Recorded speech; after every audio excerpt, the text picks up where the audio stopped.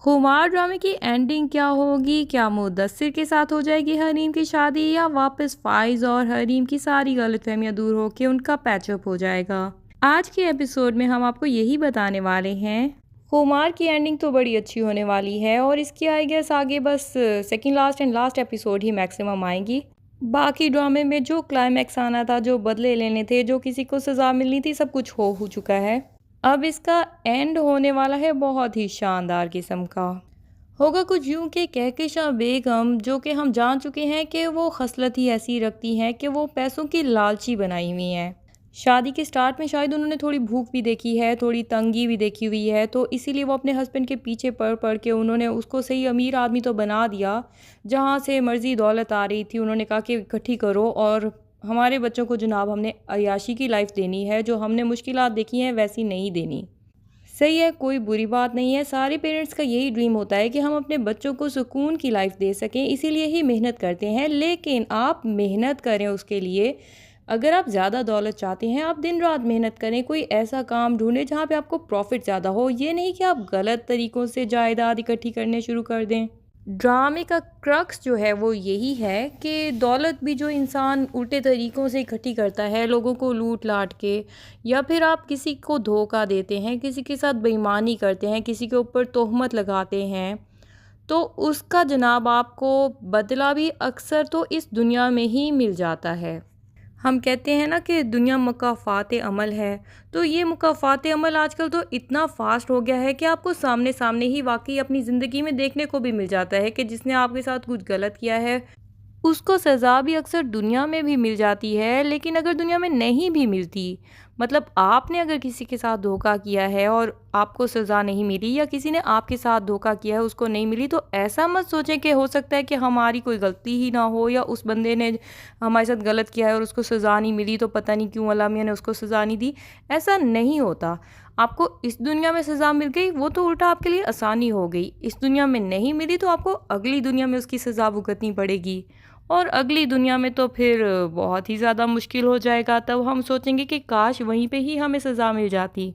Anyways, हम ड्रामे को किसी और तरफ लेके जाने वाले थे। तो ड्रामे में कहकशां बेगम का यही एंड होगा कि जनाब उसको ये भी नहीं समझ आई कि उसका हस्बैंड भी इस दुनिया से चला गया, और जाते जाते भी वो कहकशां बेगम को यही बोल के गया कि ये जो दौलत है ना हराम की, ये मैं अपने बच्चों के ऊपर इस्तेमाल करना ही नहीं चाहता। मेरे दिल पे एक बोझ है, मैंने जिस तरीक़ों से इस दौलत को कमाया है, मैं ये सारी दौलत उन लोगों को नहीं भी बांट सकता, तो मैं किसी गरीबों को आगे बांट देना चाहता हूँ, और मैं इस बोझ के साथ इस दुनिया से जाना नहीं चाहता।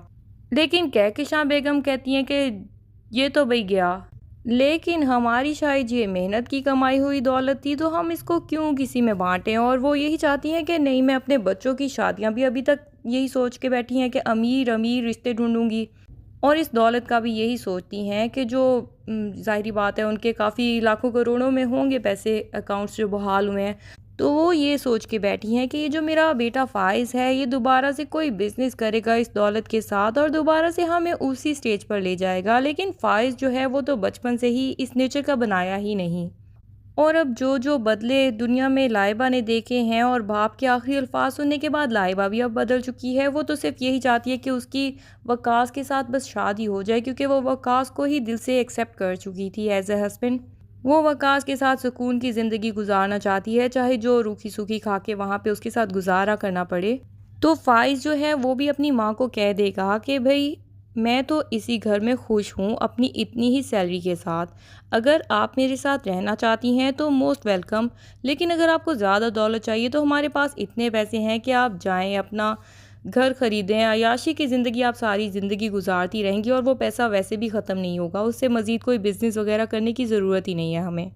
इधर हरीम साहिबा, जो कि अपने वालिद से और भाई से कह चुकी थी कि आप खुला का केस कर दें और मैं अब मुदस्सिर सर से शादी करने के लिए तैयार हूँ, तो उसके वालिद साहब जो हैं वो खुला का केस कर देंगे।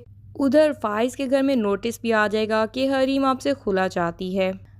पर होगा ये कि नासिर, जो कि बड़ी तकलीफ़देह ज़िंदगी गुजार रहा है, उसके हाथ में कुछ भी नहीं है, और वो अब यही चाहता है कि उसको मौत ही आ जाए, लेकिन वो भी नहीं आ रही।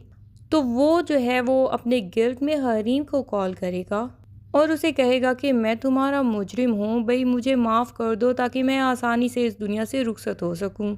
हरीम आगे से उससे गुस्सा होगी और उसे बताएगी कि तुम्हारी वजह से मेरी सारी ज़िंदगी तो तबाह हो चुकी, मुझे तुम्हें माफ़ी देके भी क्या मिल जाएगा। तो नासिर उसको बोलेगा कि भाई तुम जो भी कहोगी मैं तुम्हारी बात मानूंगा, लेकिन मुझे इस टाइम सिर्फ तुम्हारी दिल से माफ़ी चाहिए ताकि मुझे इस ज़िंदगी से आज़ादी मिल सके, और ये जो तकलीफ़ कंटिन्यूसली मेरे साथ है सुबह शाम, मैं इससे आज़ाद हो जाऊं और मैं बस दूसरी दुनिया में अब चला जाऊं। तो हरीम उसको बोलेगी कि भाई जो जो इल्ज़ामात तुमने मुझ पे लगाए हैं वो सब मान लो, फ़ाइज़ के सामने और उसके घर वालों के सामने आप मान लो, उसके बाद मैं आपको माफ़ कर दूंगी। नासिर साहब ऐसा ही करेंगे। यहाँ हरीम और फ़ाइज़ की डिवोर्स का केस जहाँ पे होगा तो शायद वहीं पे ही नासिर साहब पहुँच जाएंगे और अदालत में सबके सामने गवाही देंगे कुरान पे हाथ रख के कि मैंने जो भी इल्ज़ामात लगाए थे हरीम पे वो सब झूठ थे, बेबुनियाद थे। मैं हरीम से मोहब्बत करता था, लेकिन मेरी माँ के लालचों की वजह से मेरी उससे शादी नहीं हो पाई और हरीम को मेरे से भी अच्छा बंदा मिल गया तो फिर वो मेरे से बर्दाश्त नहीं हो सका, इसीलिए मैं हरीम के पीछे पड़ गया। दूसरा, फिर फ़ाइज़ की माँ ने मुझे इस चीज़ के लिए पैसे भी देने शुरू कर दिए तो फिर तो मुझे इस चीज़ में मज़ा आना शुरू हो गया, और फिर मैंने हरीम की झूठी वीडियोस बना के और उसके ऊपर बहुत ज़्यादा इल्ज़ामात लगाए और फ़ाइज़ का दिल उससे बिल्कुल खट्टा कर दिया। अब ये सब कुछ नासिर जब अदालत में सबके सामने तस्लीम करेगा तो फ़ाइज़ की माँ कहकशां बेगम भी इनकार नहीं कर पाएंगी। अब कहकशां बेगम के हाथ में और तो कुछ भी नहीं बचेगा, वो सिर्फ अपने बेटे से और बहू से रो रो के माफ़िया मांगेंगी कि प्लीज़ मेरे से ज़िंदगी में वाकई ही बहुत बड़ी गलतियाँ हो गई, सारी ज़िंदगी मुझे छूट देते रहे अल्लाह मियां तो मुझे उनका एहसास भी नहीं हुआ, लेकिन अब मुझे एहसास हो रहा है, प्लीज़ मुझे तन्हा मत छोड़ देना। यहाँ फ़ाइज़ भी हरीम के वालिद रूफ़ी और मुदस्सिर के सामने हरीम से माफ़ी मांगेगा और हरीम को अपने साथ वापस आने के लिए बोलेगा और मुदस्सिर से भी रिक्वेस्ट करेगा कि आपको तो हरीम से अब जाके मोहब्बत हुई है, लेकिन मेरी तो ये बचपन से मोहब्बत है, हम लोग नेबर्स थे तो मुझे तब से ही ये पसंद है। मुदस्सिर सर भी जब देखते हैं कि हरीम को भी ज़ाहिरी बात है दिल से तो उसी से ही मोहब्बत है, तो वो दिल बड़ा करेंगे और ख़ुद पीछे हट जाएंगे। ड्रामे की एंडिंग में मेरी बस दो ही विशेष रह जाएंगी कि मुदस्सिर सर की भी हैप्पी एंडिंग दिखा दें, उनकी पुरानी लवर को ही दिखा दें, बेशक उनसे ही मुदस्सिर सर की शादी करवा दें। दूसरा, हमना एंड रायान के भी एंडिंग ऐसी दिखानी चाहिए कि उनको या तो कनाडा से डिपोर्ट कर दिया जाता है, उनकी सारी की सारी प्रॉपर्टी किसी वजह से ज़ब्त कर लेते हैं और फिर उसके बाद वो रो के वापस आते हैं, वो भी सबसे माफ़िया मांगते हैं कि हमने भी गलत तरीका अपनाया, इस तरह का उनके साथ भी कुछ दिखाया जाए तो उसके बाद हैप्पी एंडिंग कंप्लीट हो जाएगी। और फिर देखते हैं कि अब हरीम फिर भी दिल बड़ा करके कहकशां बेगम को अपने साथ ही रख लेती है या फ़ाइज़ और हरीम अब अपना अलग ही रहें और कहकशां बेगम को बिल्कुल दूर कर दें, क्योंकि कहकशां बेगम सुधरी हैं या नहीं सुधरी ये तो कंप्लीट अभी तक एंडिंग तक भी पता नहीं चल रहा। तो जनाब ड्रामे की लास्ट एपिसोड तक वेट करते हैं कि यही एंडिंग होगी या नहीं। अगर आपको हैप्पी एंडिंग पसंद आई तो कमेंट्स एंड लाइक ज़रूर कर दीजिएगा, और अगर आपको ड्रामे की ये एंडिंग नहीं पसंद आई तो भी कमेंट करके अपनी राय का इजहार ज़रूर कीजिएगा। और अगर आप चैनल पर नए हैं तो चैनल को सब्सक्राइब करना ना भूलिए। Thank you. अल्लाह हाफिज़।